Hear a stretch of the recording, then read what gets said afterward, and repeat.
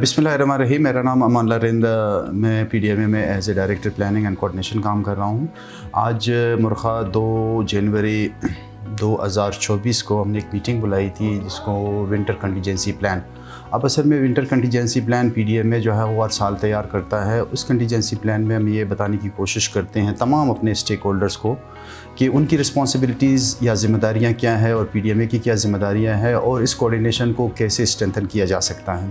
असल में मकसद ये है कि लोगों के जो तकालीफ़ है किसी भी डिज़ास्टर में, खुदा न खास्ता अगर बर्फ़बारी होती है या फिर बारिशें होती हैं इस सर्दियों के मौसम में, तो उसको किस तरीके से कम किया जाए और तमाम डिपार्टमेंट्स को ये बता दिया जाता है कि जी उनके जितने वसाइल हैं वो अपने वसाइल इस्तेमाल करें और इसी तरीके से PDMA और गवर्नमेंट ऑफ बलूचिस्तान अपने वसाइल इस्तेमाल करेगी। तो जब भी कोई काम किया जाता है प्रिपेयर्डनेस के हवाले से, तैयारी के हवाले से और फिर उसके जितने मुज़र असरात हैं या ख़तरनाक असरात हैं उनको कम करने के लिए एक कोऑर्डिनेशन का मेकनिज़म डेवलप किया जाता है। और वो कोऑर्डिनेशन का मेकनिज़म उस सिलसिले में आज हमारी PDMA में पहली मीटिंग हुई है। तमाम स्टेक होल्डर्स में मौजूद थे, गवर्नमेंट के लोग थे, उसमें यूएन एजेंसीज़ के लोग थे, इसी तरीके से INGOs जो इंटरनेशनल ऑर्गेनाइजेशंस हैं वो मौजूद थी और लोकल NGOs मौजूद थी।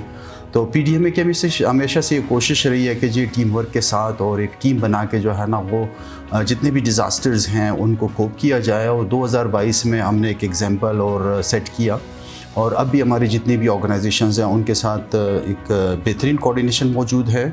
और DG PDMA और रिलीफ कमिश्नर बलूचिस्तान उनकी भी यही ख्वाहिश है कि जितनी ये मैकेनिज़्म को डेवलप किया जाए कोऑर्डिनेशन के वो बेहतर रहेगा ताकि किसी भी नागानी सूरत हाल को निपटने के लिए हम एक टीम की सूरत में काम कर सकें।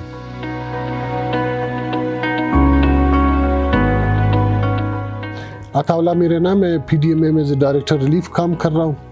इस वक्त जो विंटर कंटीजेंसी प्लान है इसके मुताबिक हमने माशाल्लाह PDMA बलूचिस्तान ने अपनी पूरी तैयारी कर ली है और इसमें हमने काफ़ी तादाद में स्टाफ फाइलिंग भी किया है।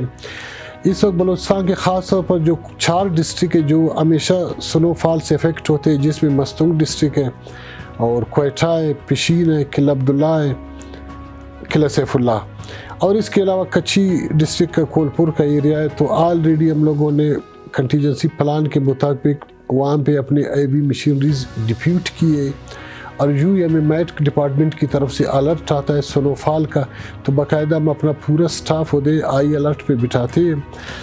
इनके अलावा जो किला सैफुल्लाह में हमारा एक बहुत बड़ा सेंटर है जिसमें तकरीबन 400 बंदों की रहने की गुंजाइश है। खुदा न खास्ता रोड बंद हो गए तो हम उनको एवेकेट करके उधर ही ले आएंगे बंदों को, उधर खाने पीने का और 400 बंदों का रिहाइश का तमाम कंटेनर वगैरह हमने रखे, उसमें ईटिंग सिस्टम भी है। तो अल्हम्दुलिल्लाह PDMA बलूचिस्तान ने पिछले साल की निस्बत इस साल बेहतर अंदाज में तैयारी किया है। मेरा नाम मुख्तार अहमद है, मैं as a deputy director PMD में सर्व कर रहा हूँ और हमारी आउटलुक के मुताबिक जनवरी, फरवरी और मार्च 2024 के मुताबिक जो है नियर नॉर्मल कंडीशंस हैं। तो हमारी फोरकास्ट होती है 48-72 आवर्स, तो इतनी जल्दी फोरकास्ट देना वो पॉसिबिलिटी नहीं होती है कि स्नोफॉल होगी या नहीं होगी, मगर जैसे ही सिस्टम अप्रोच करेगा और उस थ्रेशोल्ड तक पहुंचेगा तो ही हम बता सकते हैं कि स्नोफॉल कब होगी और कहाँ होगी। देखिए ये क्लाइमेट चेंज जो है एक बहुत बड़ा वास्ट जो है सीन है, तो क्लाइमेट चेंज के हिसाब से तो अब हम इतनी जल्दी इस चीज़ को प्रेडिक्ट नहीं कर सकते। जैसे हमारे आउटलुक के मुताबिक है कि नियर नॉर्मल जो है ये सीज़न रहेगा जनवरी, फरवरी, मार्च का। तो लेट्स होप जैसे सिस्टम अप्रोच करेगा तभी हम आपको क्लियर कर बता सकते हैं कि कहाँ पर क्या सीन होगा। देखिए जी हमारी मुताबिक तो इस तरह के नियर नॉर्मल जो है कंडीशन रहेगी और वर्स्ट सीन की तो हमने अभी तक प्रेडिक्ट की भी नहीं है। हमने ये बताया कि नियर नॉर्मल जो है कंडीशंस रहेंगी। बिस्मिल्लाहिर्रहमानिर्रहीम। मेरा नाम है असगर अली जमाली और मैं PDMA बलूचिस्तान में एज डिप्टी डायरेक्टर के तौर पे काम करता हूँ।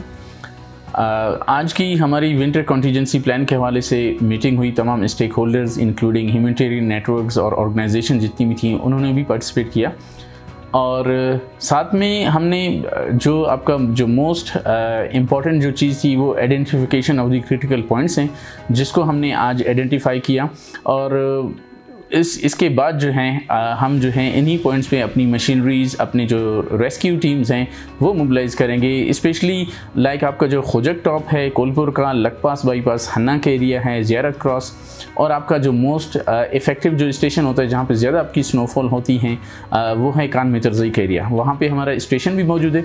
साथ में हम इन्हीं एरियाज़ में अपनी मशीनरीज़, अपनी टीम्स भी मोबिलाइज़ कर रहे हैं और जितने भी कंसर्न हमारे DDMAs हैं इंक्लूड अदर लैंड डिपार्टमेंट्स, उनके साथ भी कोऑर्डिनेशन में है।